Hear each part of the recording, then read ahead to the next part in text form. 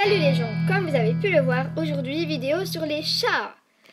Les chats, ce sont des petits mammifères de taille normale qui sont domestiques, mais il y en a aussi des sauvages, ils sont carnivores. Les petits chatons sont allaités par leur mère et quand ils seront plus grands, leur mère pourra chasser pour eux jusqu'à temps qu'ils deviennent encore plus grands, donc adultes, et qu'ils chassent eux-mêmes. Ils appartiennent à la famille des félins, ou dit félidés, et ils marchent sur l'extrémité de leurs pattes, qu'on peut aussi appeler doigts. Ce sont des digitryades. Voilà, donc là où il y a un cercle, ça veut dire que c'est là. Mais ce n'est pas tout. Il y a aussi les chats sauvages. Vous savez, ces chats qui vivent en liberté. Aujourd'hui, on compte 3 catégories que je vais vous présenter maintenant. Le chat de forêt, avec ses poils un peu foufou et sa queue et son poil avec des anneaux noirs. Il habite les forêts d'Europe. Ce chat ganté, ou chat sauvage d'Afrique, vit justement en Afrique ou dans la péninsule arabique. Pour clore ce trio, le chat orné ou le chat sauvage d'Asie. Le fond de son pelage est crème et il est plus petit que les chats d'Afrique. Aimez-vous les expériences? Je vous en propose une. Mettez-vous à la hauteur d'un chat, c'est-à-dire à sa taille. Imaginez que tout ce qui est près de vous est flou et que vous ne distinguiez plus le rouge. C'est un peu la vision d'un chat. La pupille du chat est comme la nôtre. Quand il y a de la luminosité, elle devient fine et le soir, elle devient grande et ça lui permet de voir dans l'obscurité. Anecdote, quand il fait nuit noire, le chat ne voit rien du tout. Si vous vous demandez à quoi servent ces poils, j'ai la réponse. Cela s'appelle des vibrisses et ça lui sert à se repérer dans l'espace, c'est-à-dire à savoir s'il y a des objets près de lui, loin de lui, pour savoir s'il peut se mûcher dans des petits creux où nous-mêmes nous ne pourrions pas aller. Elles lui sont donc primordiales. Ah, les chats et leur palais extraordinaire. Ils aiment certaines nourritures et pas d'autres. Ils la choisissent avec soin. Ils préfèrent généralement celle à 30 degrés telle qu'une proie d'oiseau, même si nous ça nous dégoûte, on va pas se mentir. Et ils n'aiment pas le sel, le sucré par contre, même si le mien c'est faux. Et aussi, il peut préférer les eaux croupies d'un arrosoir qui serait oublié dehors que la bonne eau fraîche que nous, gentils maîtres, nous lui mettons. Ah là là, ces chats. Qui l'eût cru? Les chats nous voient comme un prédateur. C'est en fait tout juste s'ils tolèrent notre présence. En fait, comme on lui donne de l'amour, à manger et de l'eau, on devient vital pour lui et lui est un peu vital pour nous parce qu'on adore ce bébé chaton qu'on aime. Donc en fait, nous ne vivons pas chez nous, nous vivons chez le chat. C'est comme ça qu'il le perçoit.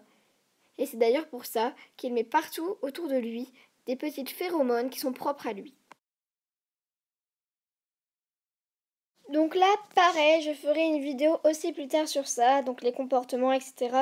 Donc j'en ai mis un peu, j'ai peur, je t'aime, tu m'énerves, content, intéressé, fou de toi, etc. Donc là, c'est le langage des oreilles. Donc s'il a les oreilles droites, dressées, baissées ou ouvertes devant, qu'est-ce que ça veut dire?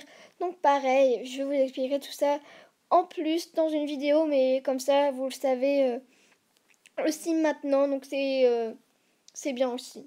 Donc, la plus ancienne race de chat, c'est celle-ci. Donc, elle a été là depuis super longtemps et c'est ce qui peut s'apparenter à un siamois.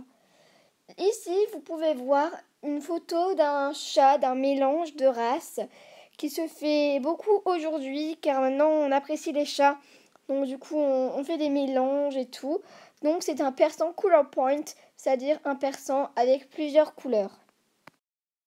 Un peu d'histoire maintenant. Vous n'êtes pas contre, j'espère.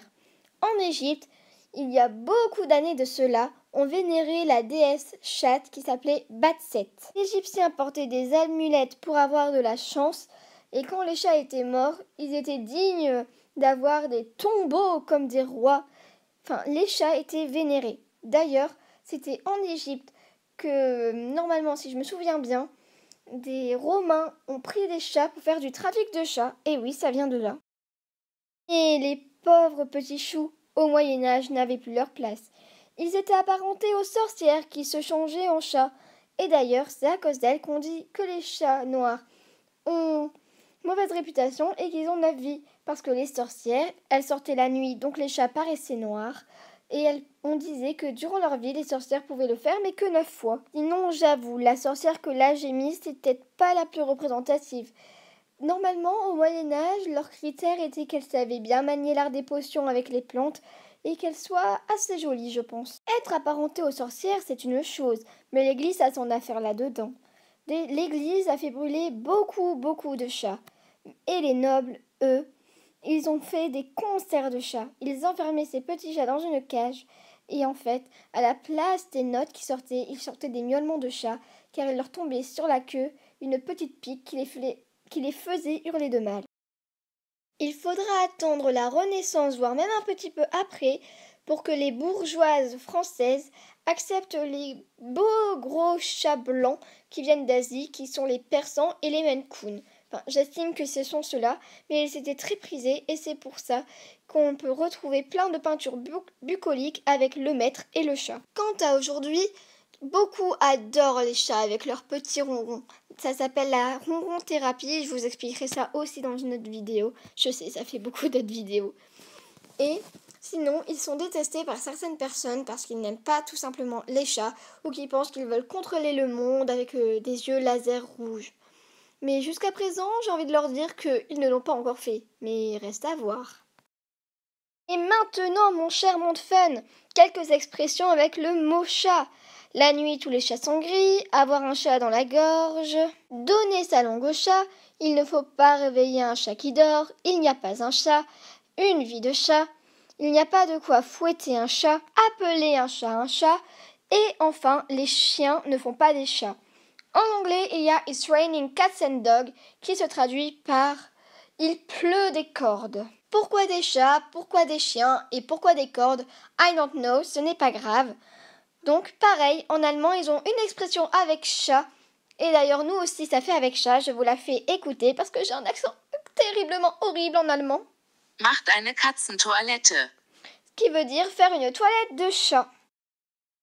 Donc voilà, en espagnol, il y a haber cuatro gatos, no haber ni un gato, haber gato encerrado, dar gato por liebre, ver menos de un gato de escayola. Donc ça veut dire être aveugle, escayola, plate, enfin ça vous l'avez compris. Et en anglais, en fait, on ne dit pas tirer les verres du nez ou dire la vérité, on dit sortir le chat du sac en fait. Je n'ai pas retrouvé toutes les expressions, mais voilà, comme ça vous fait une petite recherche. Donc si j'en ai oublié, mettez-les dans les commentaires, je lis les commentaires. Sur ce, je vous dis à la prochaine, à très bientôt dans une autre vidéo et commentez, bisous!